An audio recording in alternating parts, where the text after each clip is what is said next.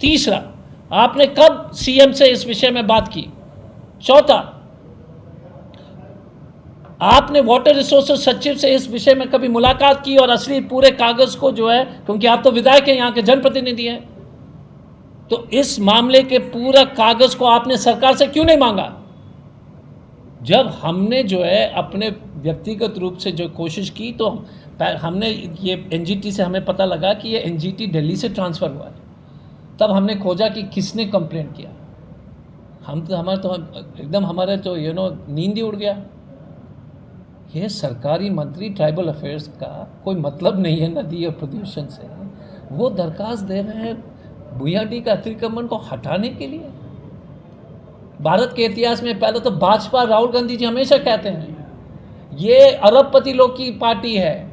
इसने फिर से साबित कर लिया कि गरीब का मकान ढाओ, कुछ चंद पैसे कमाओ और गरीब का जो छत उड़ा दो, बेघर कर दो, बच्चे को बाढ़ में जाए, पत्नी बाढ़ में जाए।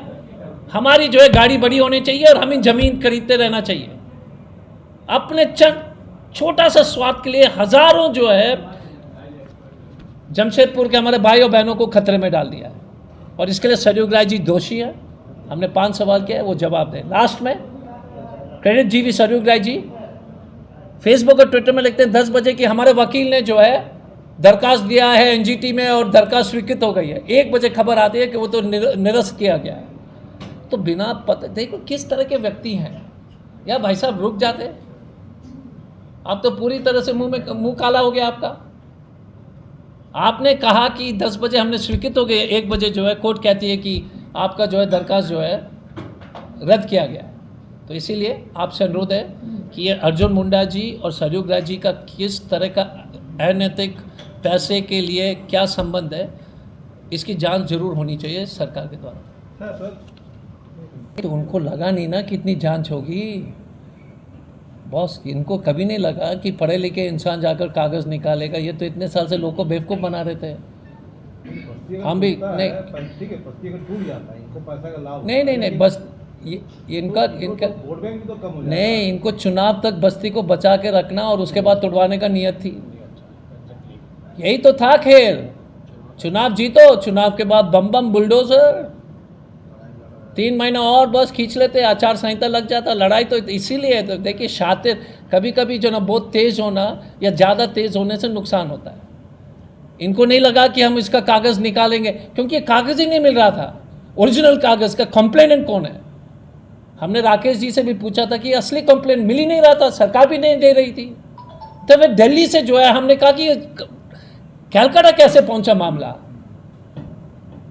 तब मालूम हुआ कि दिल्ली से ट्रांसफ़र हुआ। फिर हमने अध्ययन किया कि दिल्ली में किसने कंप्लेंट किया।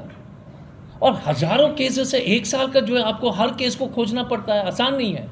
हमारी एक टीम थी, हमारा बेटा वो वकील है, उसका लॉ फर्म है, उनका टीम लग गया सब। नितिन उपाध्याय जी, हमारे कन्हैया उपाध्याय जी का बेटा है, वो लग गया। तो इसके माध्यम से हमको पता चला।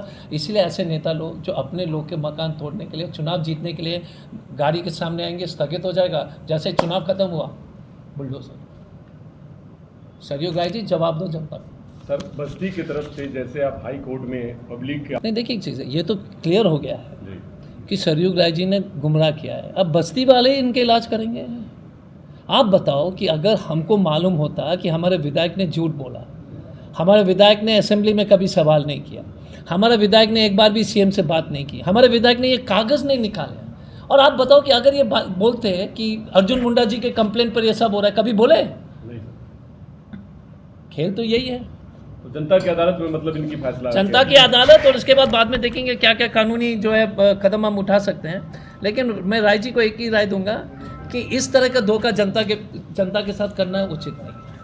हमें जो है, मैंने कभी नहीं देखा कि चुनाव हारना जीतने से कोई मतलब नहीं है, लेकिन हमारा चुनाव जीतने से अगर एक घर भी टूट जाए तो हमें हार मंजूर है। इनको जो है 1000 घर टूटे लेकिन ये चुनाव जीते। अंतर यही है कांग्रेस और भाजपा और जेडीयू के, कांग्रेस और ये एनडीए के बीच में। एक घर भी ना टूटे, अगर एक घर भी टूटे तो हमें चुनाव हारने में कोई दिक्कत नहीं है। इनका है कि 1 लाख मकान टूटे लेकिन हमको जीतना जरूरी है। धन्यवाद।